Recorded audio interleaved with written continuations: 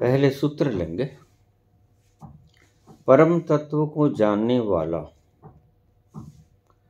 इस जगत के विषयों में विचरता हुआ किसी भी तरह से क्षोभ को प्राप्त नहीं होता।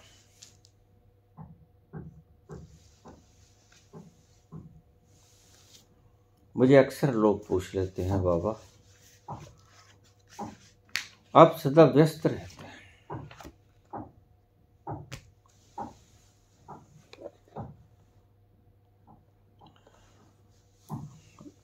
मैं कहता हूं नहीं, मैं व्यस्त नहीं रहता। तो फिर हमारा फोन क्यों नहीं उठाते? हमारे मैसेजेस का जवाब क्यों नहीं देते?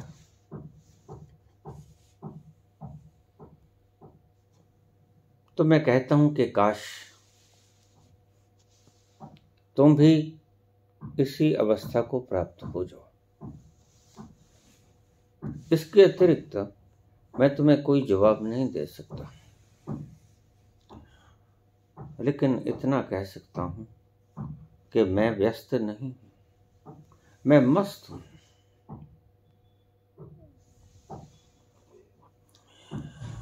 बेपरवाहियां तेरियां तेरा डाडा बेपरवाह,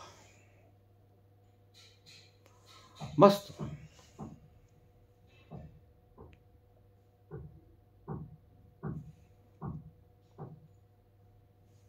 हर विचार से परे, हर उठती हुई लहर से परे,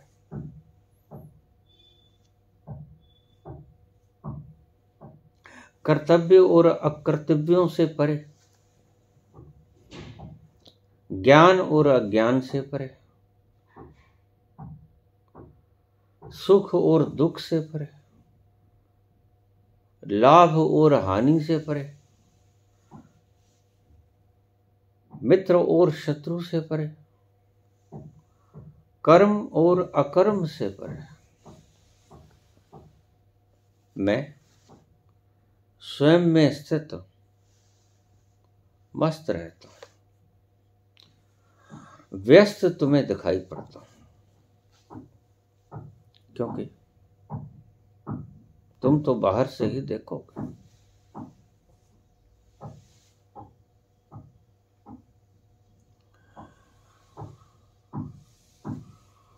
व्यस्त नहीं, मैं मस्त हूं। और तुम्हें भी कहता हूं कि तुम भी मस्त हो जाओ।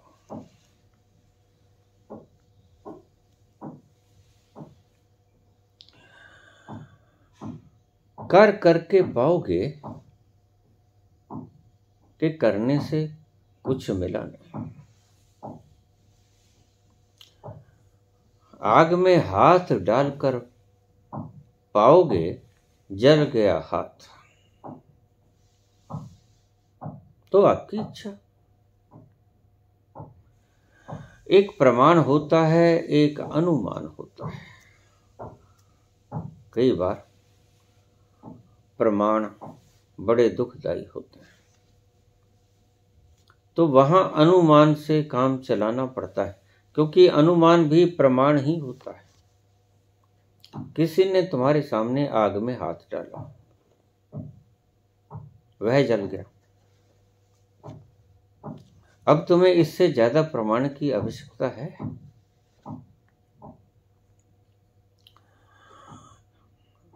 फिर तो तुम मूढ़ हो, फिर तो तुम मूर्ख हो।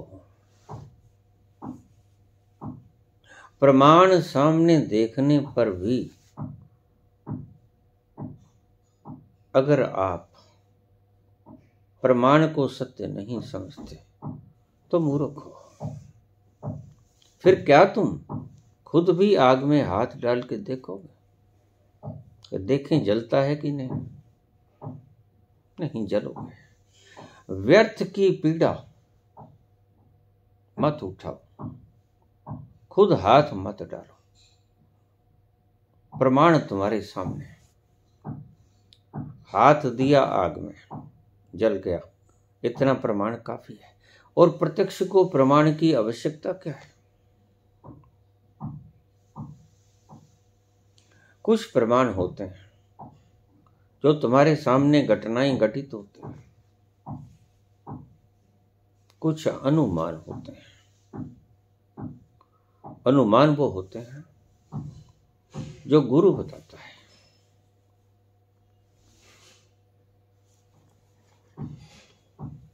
मुझे कई लोगों के प्रश्न आए हुए हैं, दीक्षा का अर्थ क्या होता है बाबा?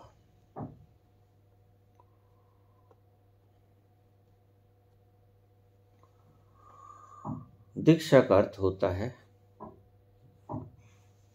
कि तुम गुरु को करने दो।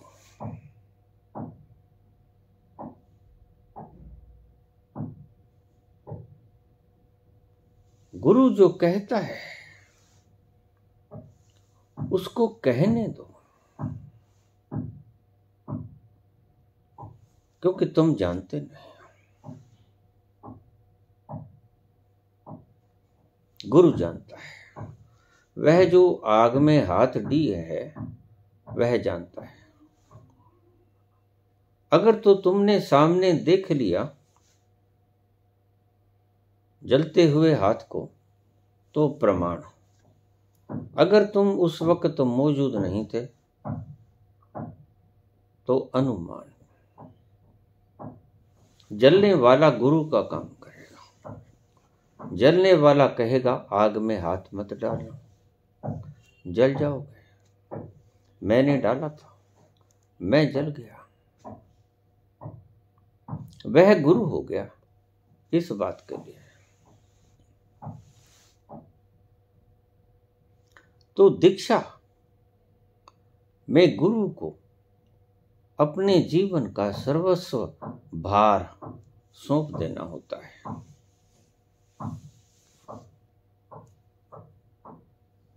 आप जानते हैं क्या ठीक क्या गलत, जैसा कहेंगे वैसा करेंगे।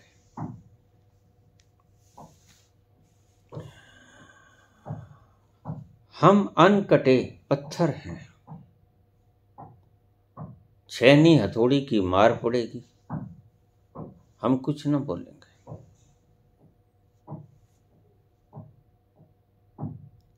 हम ये जानेंगे कि गुरु तराश रहा है और ये छेनी हथौड़ी की मार तीखी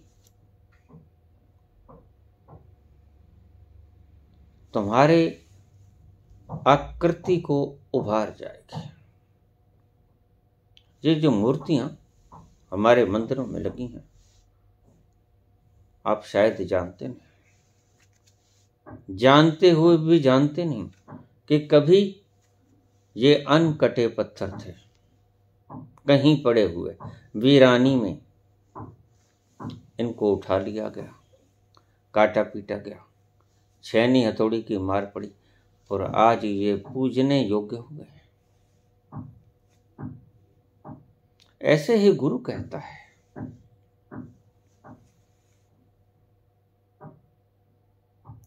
कि जैसा मैं करवाऊं वैसा करो, जैसा मैं बोलूं तुम्हारे लिए अनुमान ही होगा, लेकिन मेरे लिए प्रमाण है, उसको मान लो। दीक्षा का अर्थ है मैं जो कहूं करूं वैसा चुपचाप आप आचरण करो, आपको मार पड़ेगी, जलाना मत। समाज ने, संस्कृतियों ने, परिवार ने, आस पड़ोस ने, धर्मों ने, गुरुओं ने, शास्त्रों ने आपको जो मान्यताएं दी, अगर मैं तोड़ूं तो चीखना नहीं, चिल्लाना नहीं,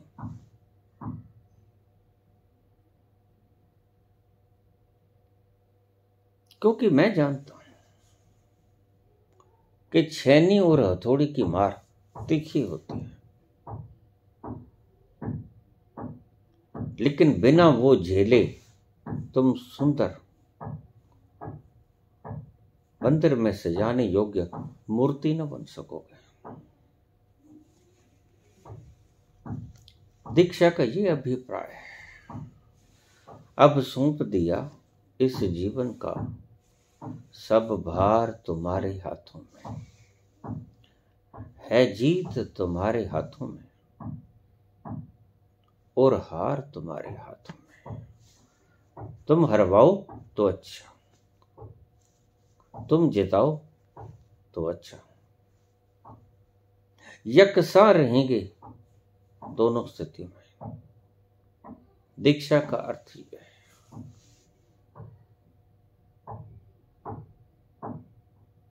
बनाओ हमारे जीवन को जैसा बनाना चाहते हो।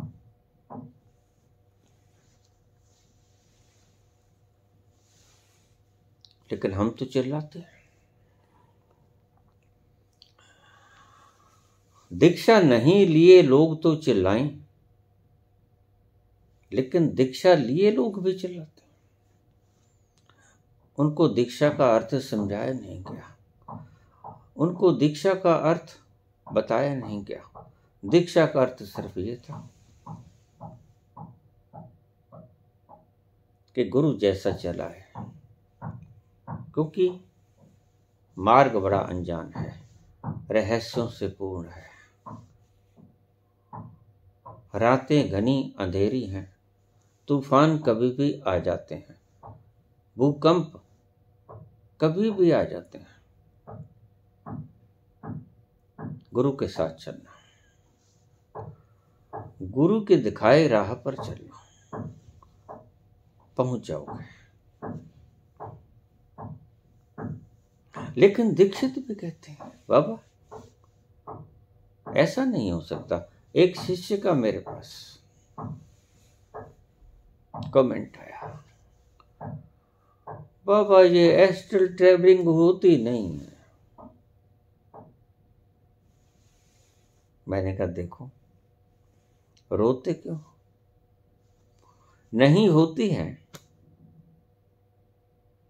तो तुम मत मानो, रोते क्यों? रोना धोना बंद करो। मेरे पास भी आकर रोना धोना शुरू रखोगे तो महामूढ़ कहलाओगे।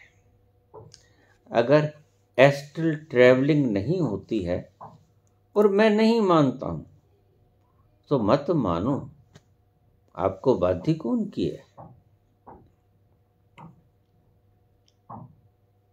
लेकिन रो मत, प्रसन्न रहो। रोते क्यों? एस्ट्रल ट्रैवलिंग मैं नहीं मानता कि होती है तो आप मत मानो। कौन कहता है?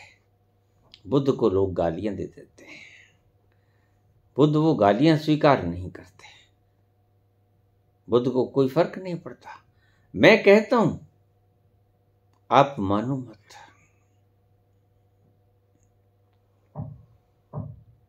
लेकिन एक बात का ध्यान रखना, जैसे ही आपने नहीं माना तो आप भूल जाओगे इस तथ्य को कि हम अल्पबुद्धि हैं। कोई अगर बोल रहा है, स्वयं अनुभव से बोल रहा है, उसके बोलने में उसका कोई स्वार्थ नहीं।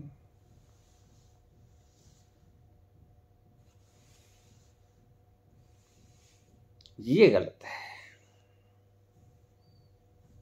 रो मत, मानो भी मत। हम अगर बोलते हैं तो आपको मनवाने के लिए नहीं बोलते, हम बोलते हैं अपना अनुभव। मानो न मानो आपकी इच्छा। और अगर आपने अपनी इच्छा से ही चलना है तो दीक्षा मत लेना।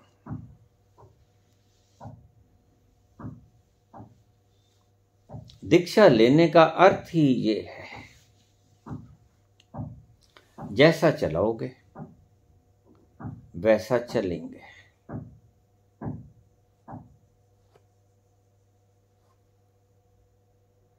अहम त्वाम शरणम गच्छामि, मैं आपकी शरण। आप जैसा चलाओगे वैसा चलूंगा। मानो मत, अगर जचती नहीं बात तो मानो मत, लेकिन एक बात का ध्यान रखना, तुमने समर्पण नहीं किया है। अभी तुम हो, नए मानने वाले तुम मौजूद हो। यह भ्रांति मत पाल लेना कि हम दीक्षित हो गए। दीक्षित तो उस दिन हो गए जिस दिन गुरु कुछ भी बोले सहज स्वीकृत है। गुरु के प्रति तुम्हारी बुद्धि का द्वार खुला रहे, बुद्धि के द्वार बंद न रहे। गुरु जो बोले सहज में उतर जाए बुद्धि के भीतर, अंतरंग स्थल में बैठ जाए जो गुरु बोलता है। अगर तुम कहते हो कि मैं मानता नहीं, तो मत मानो। कोई सच्चा गुरु आपको ये नहीं कहेगा कि मानो ही, वर्ण यही कहेगा कि मानो मत, जानो। लेकिन यहां दुविधा पैदा होती है। वह रहस्यमयी इलाका, वह रहस्य से परिपूर्ण वन, जंगल, घनघोर जंगल और काली मां की अमावस्या की और काले बादलों से युक्त ये रात्रि, अंधेरा कुछ दिखता नहीं।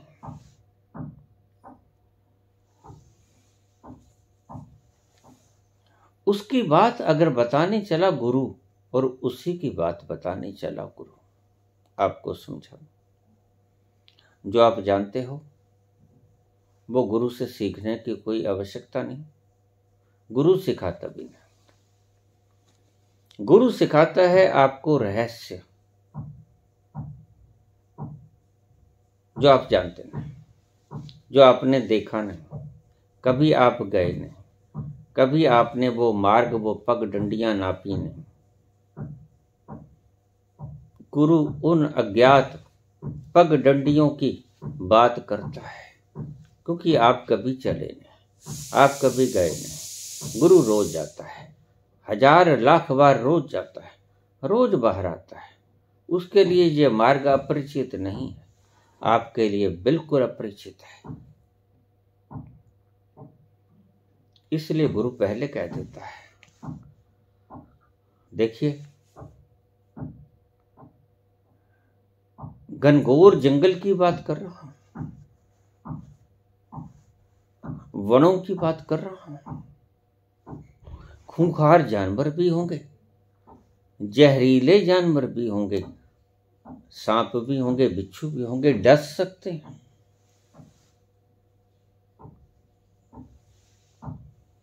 और खूंखार पशु भी होंगे, शेर भी होगा, चीता भी होगा, भेड़िया भी होगा, आपको खा सकता है। मंजूर है? जो घर बार है आप चले हमारे साथ। कबीर बात करते हैं आपको उन रहस्यों के ऊपर चलने की, और साथ में बतला देते हैं इसका दाम क्या चुकाना पड़ेगा। राजा प्रजा जही रुचे, शीश दे ले जाए। इसका मूल्य शीश। ये अनजान राही, तुम कभी निकले नहीं, लड़खड़ाओगे, वनों में शेर की भयंकर गर्जना सुन के कांपोगे। चीता आपके ऊपर हमला करेगा, शेर खा जाएगा। भेड़िया आपको नोच लेगा, फिर भी तैयार हो चलना।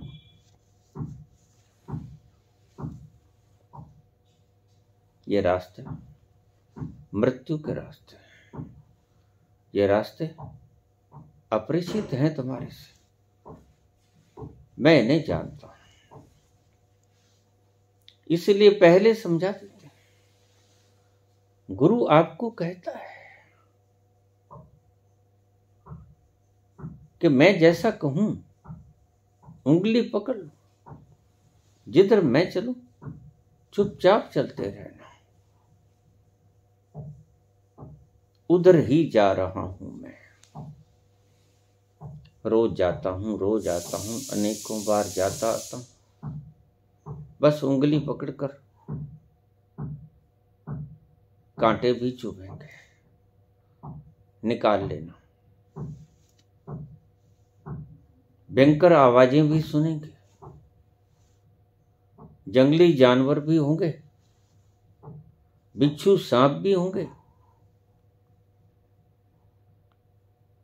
परिणामों को पहले बता देता है गुरु,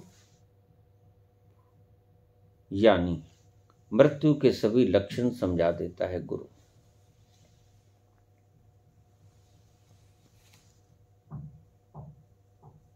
तुम सूखे पत्ते की तरह कंपोगे, तुम थर्राओगे। अगर मंजूर है तो चलो। इसे कहते हैं दीक्षा। छैनी थोड़ियों की मार पड़ेगी। मैं जो करूं उसकी वेदना को सहते रहना।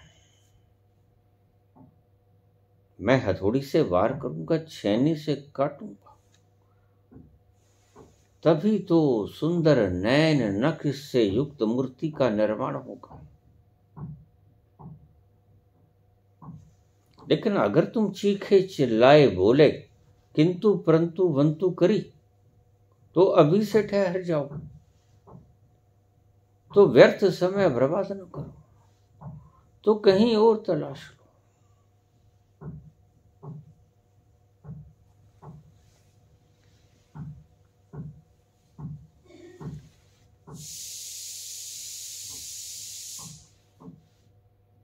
ये रास्ते अपरिचित रास्ते हैं, ये रास्ते सहलाने के रास्ते नहीं, या लोरी सुलाने के रास्ते नहीं।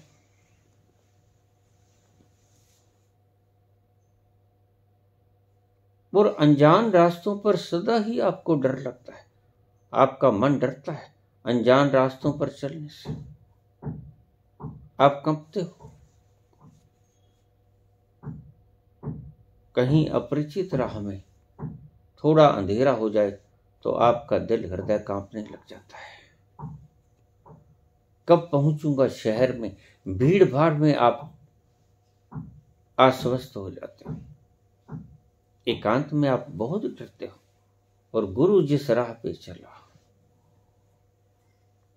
वह राह तो बिल्कुल एकांत का है। और एक रास्ता तो ऐसा आएगा जब इस बीहड़ जंगल में कोई ना होगा, आप अकेले हो गए और गुरु साथ में होगा, और बिल्कुल अंतिम मरहलों में गुरु भी आपको छोड़ देगा। है इतनी सामर्थ्य, है इतनी हिम्मत। जुआरियों जैसा हृदय चाहिए, सब जुए पे लगा सकने की क्षमता रखते हो, सब जुए पर लगा देने की हिम्मत रखते हो। घर बारह आपनो चले हमारे साथ। शीस दे ले जाए, शीस तली धर घर मेरे आओ। ये सभी आपको सूचनाएं देते हैं। मृत्यु भी आ सकती है, पग पग पर। डर तो नहीं जाओगे?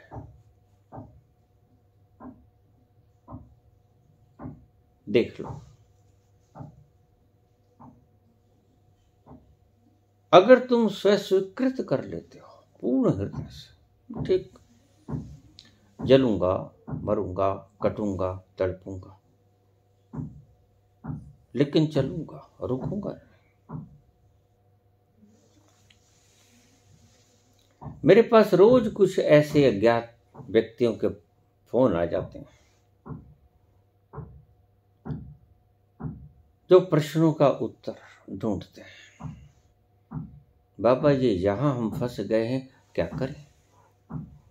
मैं उनसे पूछता हूं, आपने चलने से पहले कोई गुरु बनाया?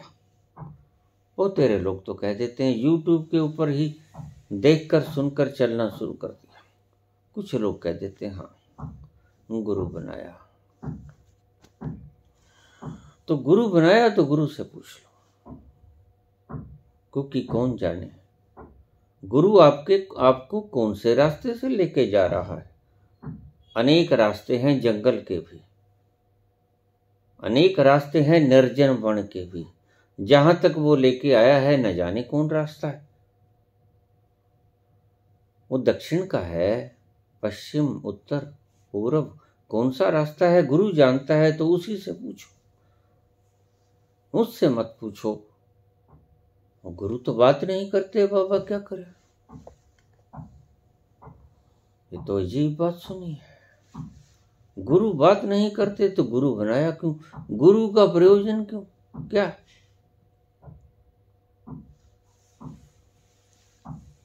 हो सकता है किसी वक्त गुरु किसी और शिष्य में मशरूफ,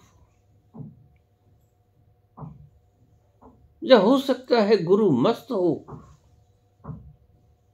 उस क्षण में तो वह खुद भी लाचार होगा। गुरु एक अवस्था जिसमें लाचार हो जाता है परिपूर्णतया। एक बवंडर उठता है, एक तूफान आता है, एक आंधी आती है आनंद की, खुशी की। पूरे का पूरा समुद्र उसे घेर लेता है, पूरे का पूरा तूफान उसके प्राणों पर छा जाता है। तब तो गुरु चाहते हुए भी निकल नहीं सकता। उसी को मैं कह रहा हूं, मैं मस्त रहता हूं।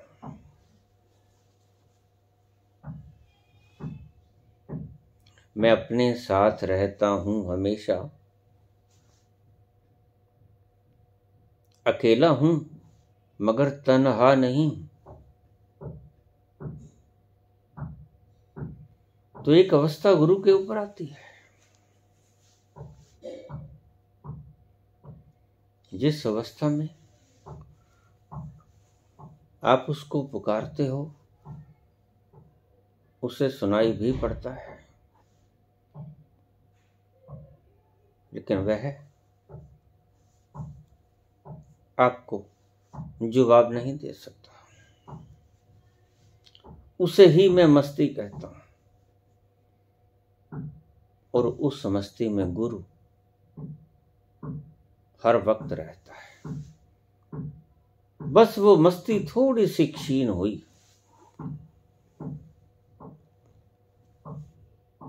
उस स्थिति से थोड़ा सा बाहर आया तो आपसे संवाद कर लेता है, अन्यथा आठों पहर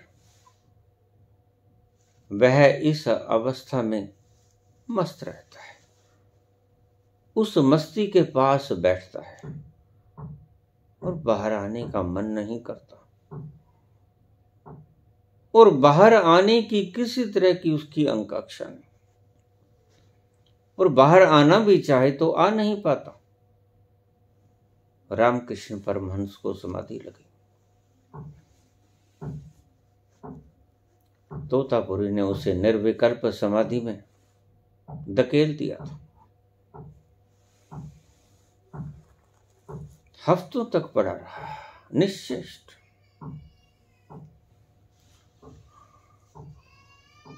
आप देखते हैं मूर्तिवत, पत्थर की मूर्तिवत ये पड़ा है। क्या हो गया है इसे? आप बुलाते हो वो बोलता नहीं, आप बतियाते हो वो बोलता नहीं। इतने आनंद के आगोश में चला गया, बाहर आने का मन ही नहीं करता। जरा सोचिएगा, समाधि के आगे नींद क्षुद्र है, नींद की कोई औकात नहीं।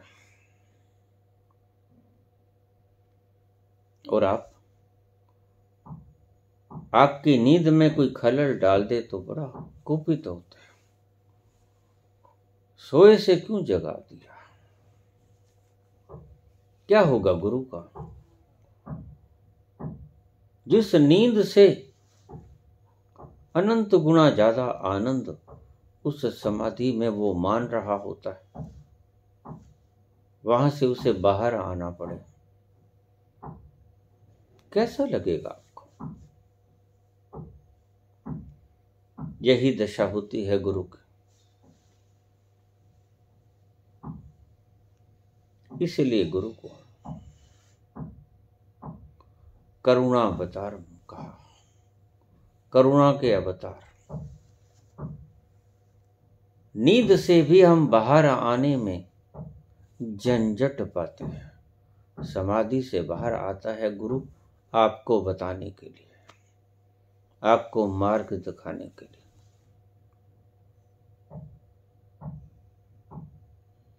फिर भी आप सीख ना पाओ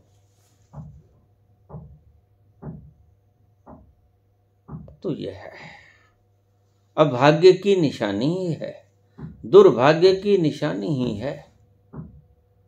इतनी मुश्किल स्थितियों से गुरु बाहर आके आपको 4 शब्द बोले और आप उसको हृदयस्थ न कर पाओ तो आप दुर्भाग्यशाली हो, अभागे हो।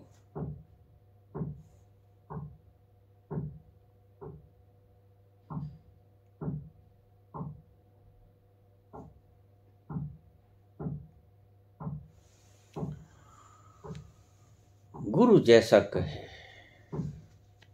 बिल्कुल वैसा ही चलना। तुम्हारे मन को तो लगेगा कि गुरु सब कुछ छीन लेगा, लेकिन गुरु जानता है इसका है ही कुछ नहीं।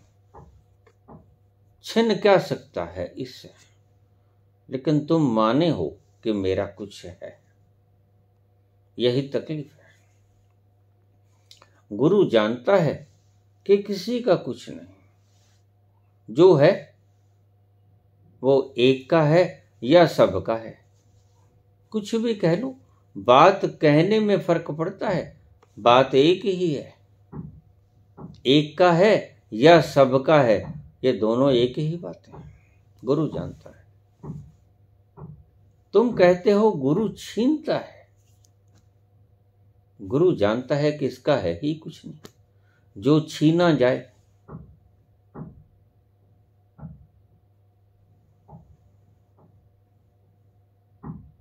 इसलिए गुरु उस व्यर्थ को काटने पीटने की प्रक्रिया शुरू करता है। आप चिल्लाते हो, नहीं नहीं ऐसा नहीं, तो आप चूक जाते हो। जैसे ही आप चूके, मार्ग इधर उधर हुआ,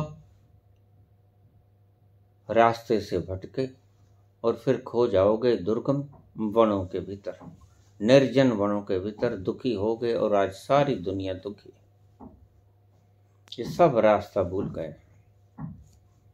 निर्जन वनों में अकेले, भयंकर गर्जना,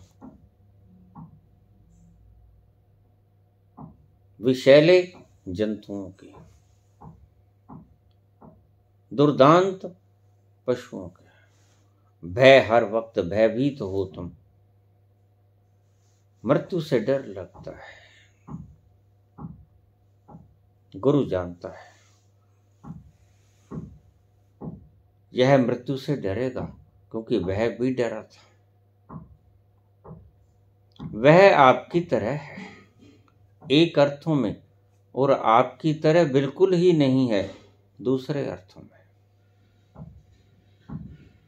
गुरु दो तरफ देखता है, तुम एक तरफ देखते हो। तुम मात्र संसार की तरफ देखते हो।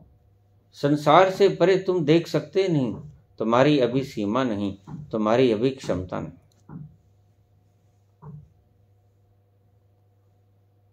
गुरु दोनों तरफ देखने की क्षमता से युक्त है। बड़े मजे से संसार को भी देखता है और बड़े मजे से परमात्मा को भी देखता है। इसलिए गुरु जानता है कि तुमने ये जो थोपना ही थोप रखी है ये गलत है, और वो थोपनाओं को तोड़ने की चेष्टा करता है ताकि तुम सत्य को जान सको, और तुम उसे टूटने नहीं देना चाहते। यही गड़बड़ खड़ी हो जाती है। दीक्षा का यही अर्थ है। गुरु तोड़ेगा गलत मान्यताओं को, तुम टूटने नहीं दोगे, तुम अड़ जाओगे, तुम भाग खड़े होगे। और अक्सर लोग भाग खड़े होते हैं। इसलिए तो आज तक यहां धक्के खा रहे हैं, इस बीहड़ जंगलों में प्राण दुखी हैं, कंप रहे हैं। अश्रुधारा बह रही है दुख से, आनंद से नहीं।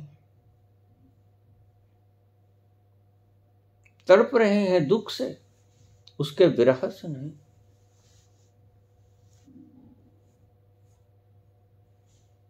लेकिन फिर भी दुख उठाए, तड़प उठाए, सब बोझ सहे, थर्राते चिल्लाते हम चलते ही रहते हैं।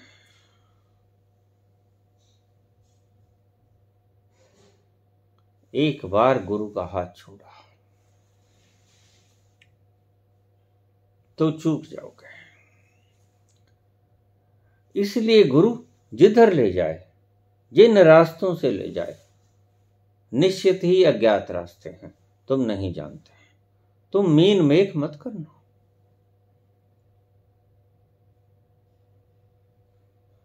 अगर मीन मेख करोगे तो इसका अर्थ होगा कि आप जानते हैं। जानते आप नहीं हैं, नहीं तो गुरु का सहारा लेना ना पड़ता।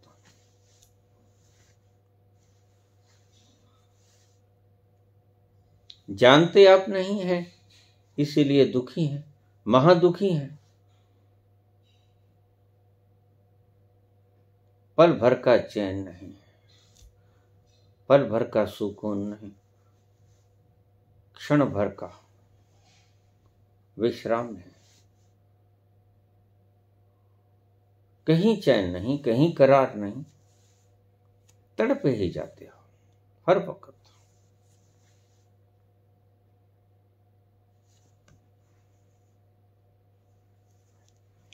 दीक्षा का यही अर्थ होता है कि गुरु आपको जहां ले जाए वहां चुपचाप चलते रहना। गुरु सब जानता है। आज तुम्हारा हाथ उंगली पकड़ के चला, आज ये नहीं चला, इससे पहले लाखों लाखों बार जा चुका है। इन रास्तों को रोज नापता है। गुरु से अनभिज्ञ नहीं है ये रास्ते, आपसे अनभिज्ञ हैं। परम तत्व को जानने वाला इस जगत के विश्वों में विचरता हुआ भी क्षोभ को प्राप्त नहीं होता।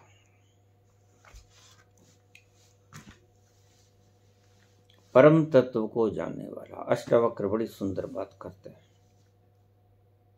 एक लक्षण समझ लो, या एक उपदेश समझ लो। परम तत्व को जानने वाला संसार में विचरता हुआ भी संसार के क्षोभ से लिप्त नहीं होता।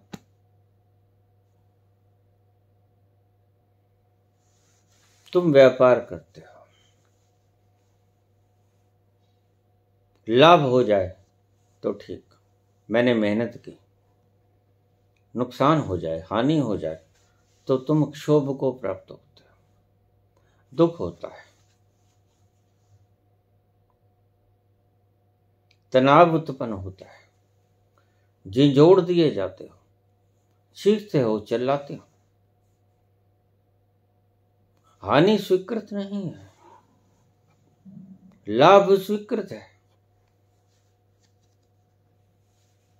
लेकिन अष्टावक्र कहते हैं कि परम तत्व को जानने वाला व्यक्ति संसार में विचरता हुआ, ऐसा नहीं कि संसार में वो कोई काम नहीं करता, संसार में काम करता है अपनी क्षमता के अनुसार, क्षोभ को प्राप्त नहीं होता।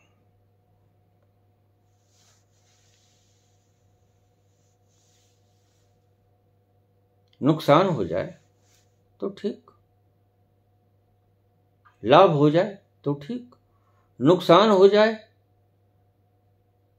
तो भी ठीक, क्योंकि वह जानता है कि मेरा कुछ है नहीं जिसमें नुकसान हो सकेगा।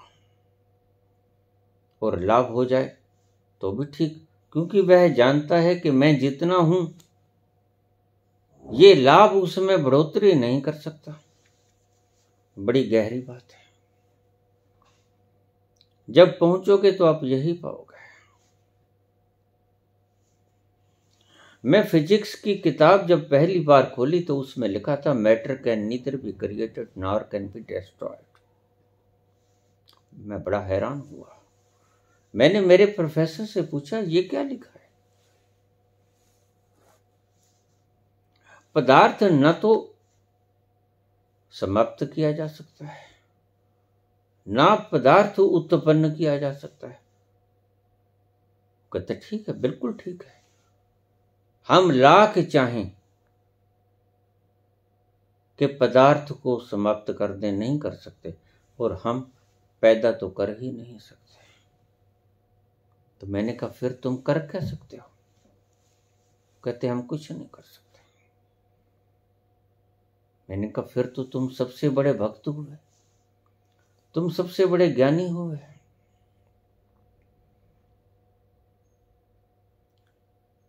क्योंकि तुम असमर्थ हो, यही तो जानता है भक्त कि मैं कुछ नहीं कर सकता, सब गुण तेरे मैं नाही कोई, बिन गुण कीते भगति न हुई। सब तेरा है, मैं ना तो उसमें कुछ जोड़ सकता हूं। और जोड़ने की बात छोड़ो, ये जो मूढ़ लोग हैं, राजनीतिक लोग, कि हम विनष्ट कर देंगे, विनष्ट भी कुछ नहीं हो सकता। अपने मूल रूप में तत्व विराजमान रहता ही है। Matter can neither be created nor can be destroyed. सही पूछो तो यह ईश्वर की बात है। और इस भौतिकी की संरचना करने वाले, जानने वाले पितामह ने जाते जाते ये शब्द बोल भी दिया, एल्बर्ट आइंस्टीन ने। He is not only unknown but also unknowable। जिसकी हम खोज कर रहे हैं वह ना तो अभी तक जाना गया और ना कभी जाना जाएगा। हार गए, इसे समर्पण कह सकते हैं। विज्ञान का समर्पण परमात्मा के आगे। We can invent only. हम सिर्फ ईश्वर की रचना का विधान देख सकते हैं, लॉ ऑफ ग्रेविटेशन। हम सिर्फ विधान और उस विधान के अनुसार चल सकते हैं, और उस विधान के अनुसार प्रॉस्परस हो सकते हैं, बढ़ सकते हैं। सारी जो रचना रची गई ईश्वरीय विधान के अनुकूल रची गई। अगर ईश्वरीय विधान के प्रतिकूल थोड़ा भी आप हो जाते तो यह रचना रची नहीं जाती।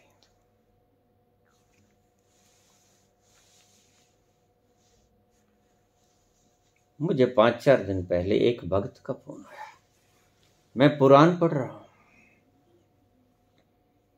लिखा है कि हमारा हिसाब किताब करने वाले चित्रगुप्त एक बाएं कांधे पर एक दाएं कांधे पर, और यमराज हमको लेने आता और धर्मराज के पास लेके जाता, और उसके पास सारी किताब।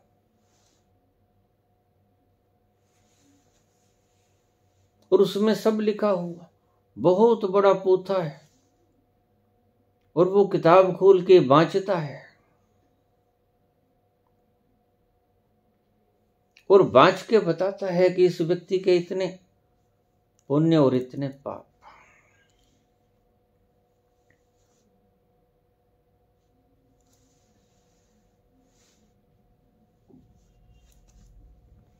एक मारवाड़ी मरकर ऊपर चला गया था।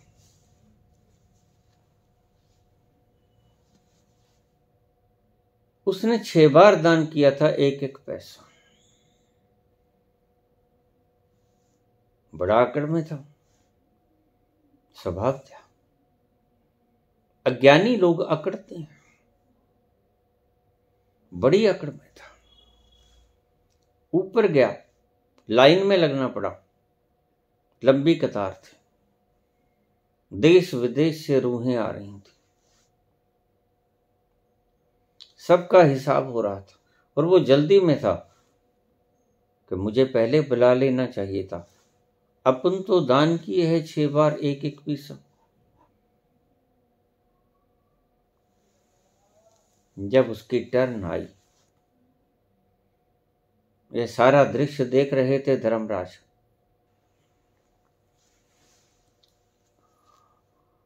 धर्मराज कहने लगा, तुमने 6 बार एक एक पैसा दान किया।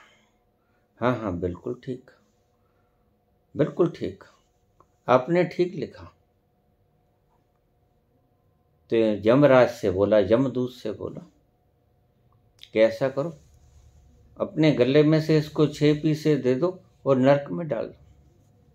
वो चलना नहीं लगा। 6 पीसे दान किए, उसका फल वगैरह बाद में देखा जाएगा। नरक भुगतो, जीवन भर पाप किया है। ये 6 पीसे लो और चलो इसको नरक में पटक दो।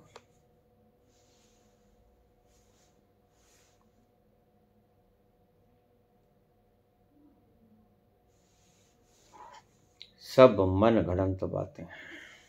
गुरु इन चीजों को तोड़ेगा। तुम टूट जाने देना, ये कहानियां हैं, किसी वक्त लिखी गई थी उस हिसाब से। आज विज्ञान ने बड़ी तरक्की कर ली है।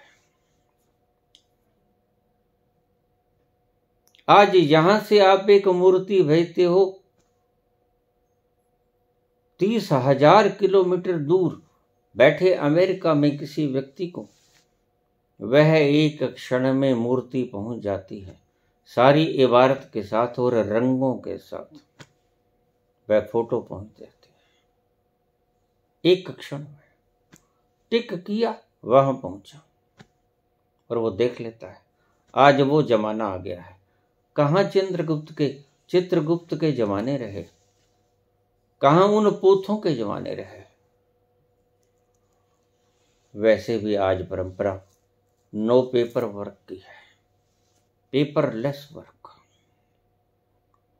और प्रभु ने पहले ही कर रखी है। तुमने आज खोजा है, ईश्वर ने पहले से बना रखा है, तभी खोजा है, अन्यथा खोज कैसे पाते। तो कोई धर्मराज बैठा पोथों पे लिखता नहीं, और कैसे लिखेगा। सारी दुनिया में कर्म हो रहे हैं क्षण क्षण, कैसे लिखेंगे चित्रगुप्त। नहीं, उसने सुपर सेंसिटिव कंप्यूटर आपके भीतर फिट किया हुआ है। बस इधर कर्म उधर फीड, और उधर फीडिंग होते ही प्रोसेसिंग शुरू कर्म के फल की। हाँ, कर्म के फल बनने में जो देरी होती है वो प्रोसेसिंग की देरी होती है। वो आपकी जल्दबाजी से कर्म फलीभूत नहीं होगा। कोई कर्म 2-4 महीने में फलता है, कोई बीज, कणक का बीज 4 महीने में फल दे देता है, लेकिन आम का बीज कहाँ देता है फल? 4 महीने में नहीं देता। अपने अपने बीजों की हिसाब से उसका फल आता है, चाहे वो खट्टा हो, चाहे वो मीठा हो, चाहे वो आपको छेद दे, चाहे वो आपको सहला दे।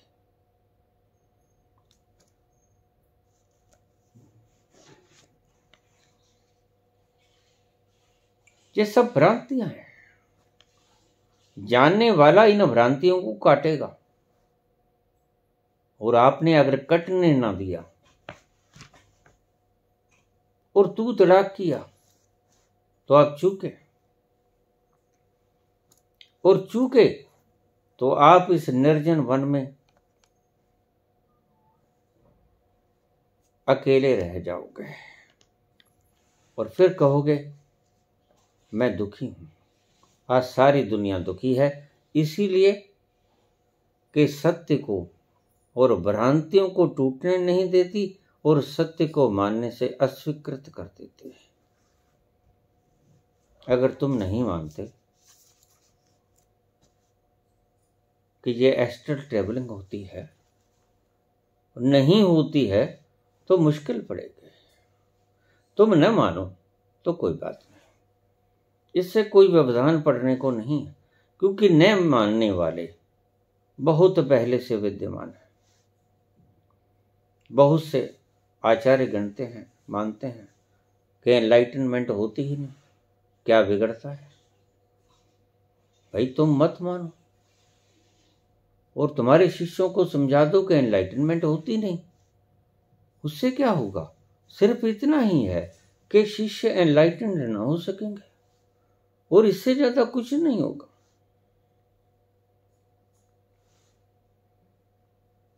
बहुत से मूढ़ ऐसे भी बैठे हैं, और ये आचार्य परमात्मा की भी व्याख्या करते हैं, वेदांत की भी व्याख्या करते हैं, और इन्हें ये नहीं पता कि सिर्फ तुम ही नहीं हो जो एनलाइटनमेंट को मानते नहीं, लोग ऐसे भी हैं जो परमात्मा तक को मानते हैं। नीत्शे कहता है गॉड इज डेड, मार्कस कहता है नहीं परमात्मा। मैं से परमात्मा को क्यों मानूं जो मुझे खानों को रोटी नहीं देता? माओ कहते हैं नहीं है परमात्मा। स्टालिन, चंगेज, हिटलर, मुसोलिनी कहाँ मानते हैं परमात्मा को? पहले से लोग बैठे हैं, अपनी अपनी डफली, अपना अपना राग, बीच में ही तुम डफली उठाए घूमते रहो, कौन रोकता है तुम्हें?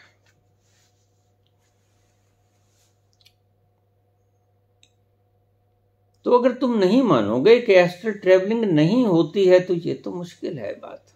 हाँ, तुम मत मानो।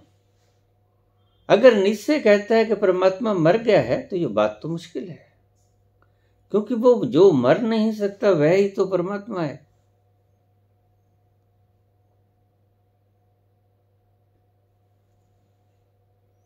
तो नीत्शे कहे कि परमात्मा मर गया, ये बात तो मुश्किल है। हाँ, तुम माने रहो कि मर गया, मैंने उसे दफन कर दिया, कोई नहीं, कोई आपत्ति नहीं जताएगा। दुनिया में नास्तिक तो नास्तिक हैं ही, आस्तिक भी झूठे, आस्तिक भी नास्तिक ही हैं। बिना जाने मान लेते हैं कि परमात्मा है। तो जैसे नास्तिक बिना जाने मान लेते हैं कि परमात्मा नहीं है, वैसे ही आस्तिक भी बिना जाने मान लेते हैं कि परमात्मा है। तो दोनों में फर्क क्या हुआ? दोनों ने देखा नहीं, दोनों ने जाना नहीं, दोनों ने खोजा नहीं। तो फर्क नहीं है, बुनियादी शब्दों का फर्क है। तुम परमात्मा को हाँ भी कर सकते हो, तुम परमात्मा को ना भी कर सकते हो, उसमें कोई विशेष फर्क पड़ने को नहीं है। अंतर क्रांति नहीं घटती उससे, मानो या ना मानो। लोग ऐसे भी हैं, उनकी स्वतंत्र सत्ता है, उन्हें कोई मजबूर नहीं कर सकता। अगर कोई दुखी होना चाहता है, एनलाइटनमेंट के बिना रहना चाहता है, मौज से रहे, कौन रोकता है? रोकने का सवाल ही नहीं है। कितने कितने जन्मों से हम भटक रहे हैं, लेकिन इस्लाम मानता नहीं कि जन्म और भी होते हैं। एक ही जन्म होता है, एक ही जन्म होता है, ईसाईयत मानती है। हिंदू मानते हैं कि अनंत जन्म पहले हो चुके हैं, मनुष्य रूप में और भी होंगे। जब तक इस काल चक्र से तुम बाहर नहीं हो जाओगे, तो यहां मानने का सवाल नहीं। मुक्त होगे जंजीरों को तोड़कर, जंजीरें टूट गईं ऐसा मानने से मुक्त नहीं होगे। जंजीरें टूट जाएं तो मुक्ति है, संभव है, मुक्ति हो जाएगी। परम तत्व को जानने वाला इस जगत के विश्वों में विचरता हुआ। बड़ा सुंदर शब्द का।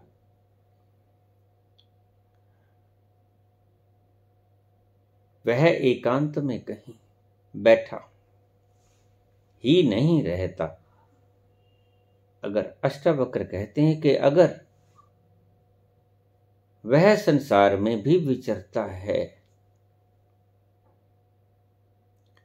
किसी भी तरह के क्षोभ को प्राप्त नहीं होता, तो वह न्यूट्रलिटी में रहता है। समत्व योग उच्यते, समत्वम, सम रहता है। सुख में, दुख में, लाभ में, हानि में, जीवन में, मरण में, सब में सम रहता है। क्षोभ नहीं होता उसे कि ऐसा क्यों हुआ, क्यों कर हुआ, क्योंकि वह इस यथार्थ को भली प्रकार से जानता है। किसी यथार्थ को कि यह समूचा ब्रह्मांड उसी एकमात्र से पूर्ण है, इसलिए उसे क्षोभ नहीं होता। घटेगा किसका, बढ़ेगा किसका?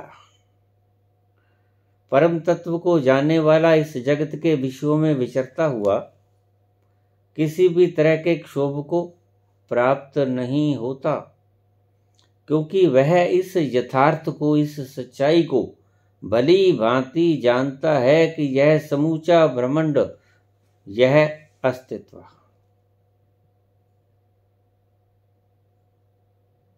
उसी एकमात्र से पूर्ण है।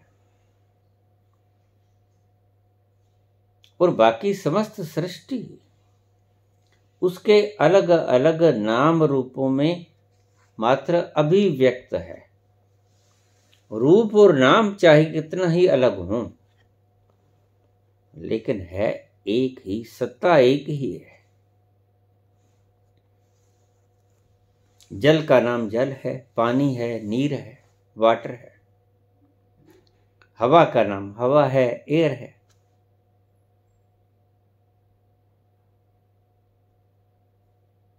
सूर्य है, अग्नि है, प्रकाश है, अंधेरा है।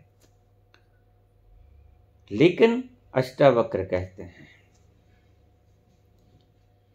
कि वह व्यक्ति जो परम तत्व को जान गया, वह क्षोभ को प्राप्त नहीं होता, विषयों में विचरता हुआ भी। क्यों? क्योंकि वह जानता है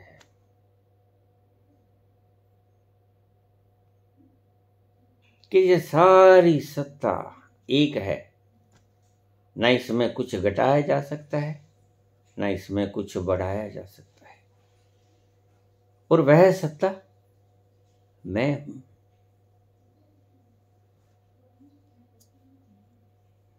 ये बड़ी प्यारी बात है। एक सत्ता है समस्त विश्व में, ब्रह्मांड में एक ही सत्ता है, और न घट सकती है न बढ़ सकती है, और वह सत्ता मैं हूं। जो ऐसा जानता है उसका घटेगा कैसे, उससे कोई छीनेगा कैसे, और उसका बढ़ेगा कैसे, उसको कोई लाभ कैसे पहुंचाएगा। तो वह लाभ और हानि से हिलेगा कैसे, कंपायमान कैसे होगा जब लाभ और हानि होती ही नहीं।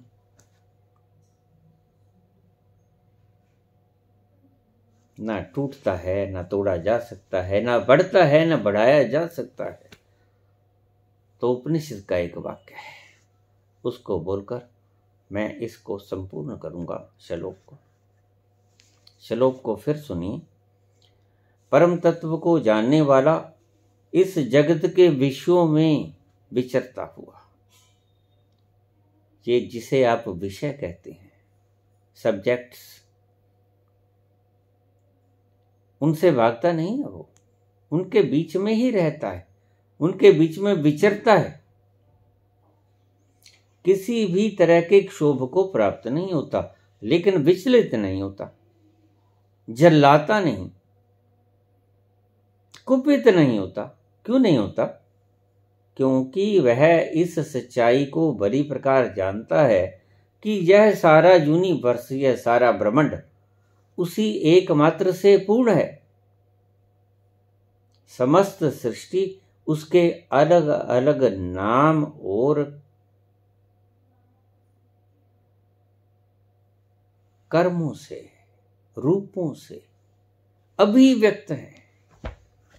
ये नाम अलग हैं, सत्ता अलग नहीं है। जैसे ये संसार एक है,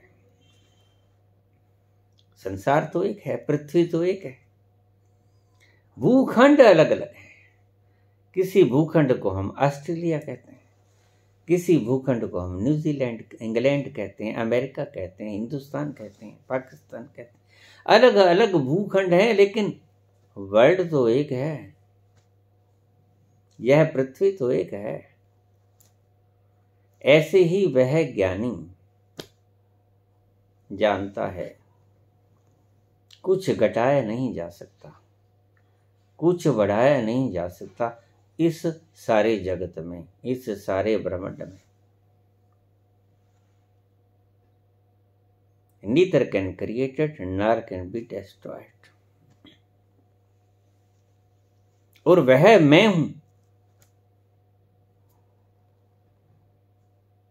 वह खुशियों का खजाना मैं हूं। उपनिषद का एक वाक्य है, बड़ा सुंदर वाक्य है, लेकिन गणित से तोला नहीं जाता। गणित से परे अध्यात्म असल में शुरू ही वहां होता है जहां पर गणित समाप्त होता है। गणित का इति श्री समाप्त, अध्यात्म का शुरुआत। ओम पूर्णमदः पूर्णमिदं पूर्णात् पूर्णमुदच्यते पूर्णस्य पूर्णमादाय पूर्णमेवावशिष्यते। उपनिषद का ये शब्द केमिस्ट्री के उस शब्द की ही व्याख्या है।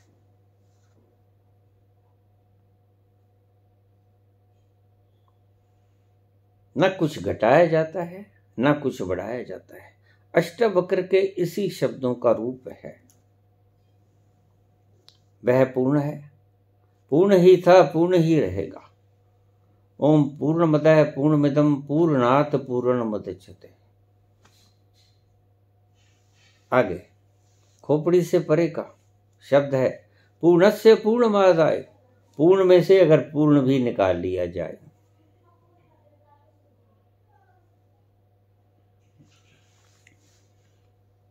तो शेष पूर्ण ही बचता है। तुम उस परमात्मा को समझने की चेष्टा करते हो।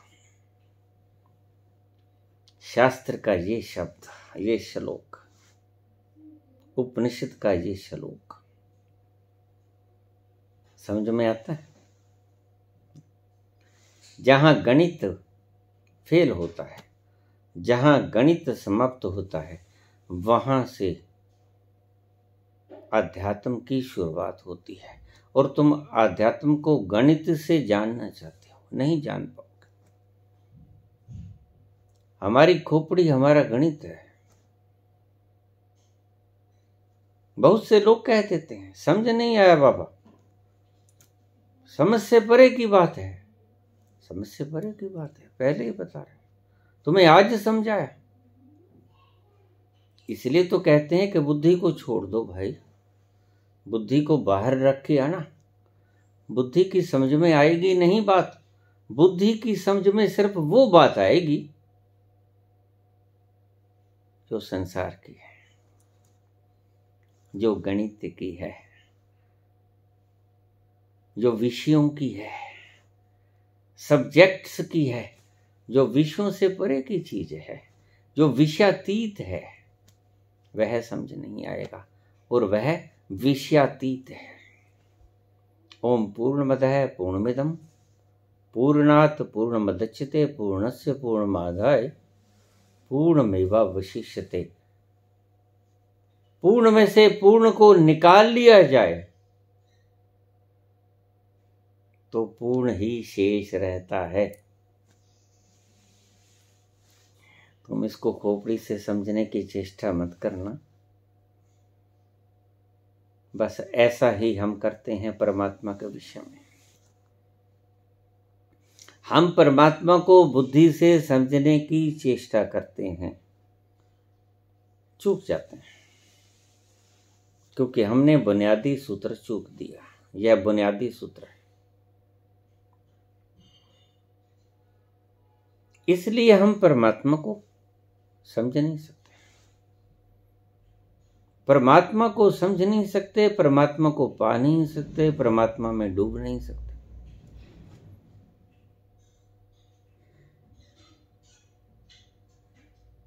एक इशारा कि उसको लाभ हानि से तोलने की चेष्टा मत करना, उसको सुख दुख से तोलने की चेष्टा मत करना।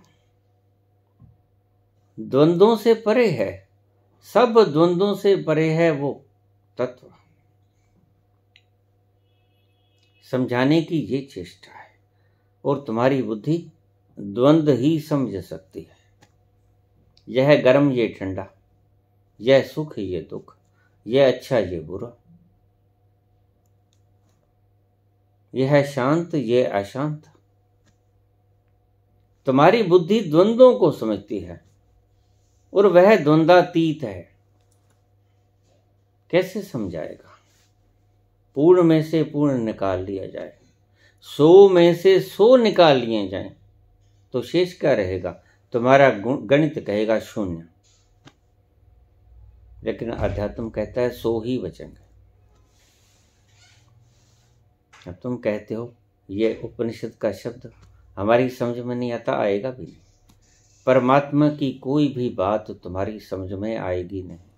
उसे खोपड़ी से समझने की चेष्टा भी मत करना, खोपड़ी को परे रख देना, हृदय को खोल देना। हृदय के द्वार को खोल दो, समझ आ जाएगा।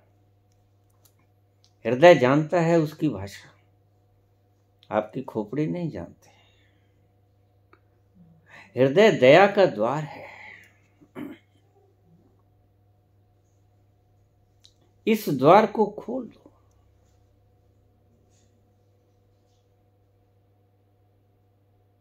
तो पिया आ जाएंगे।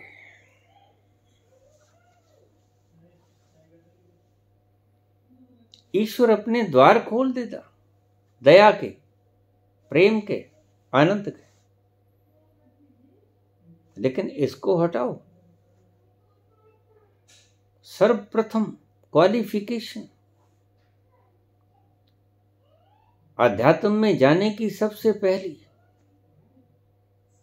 खोपड़ी को परे, क्योंकि वह खोपड़ी में आता नहीं, वह खोपड़ी से बाहर की बात है।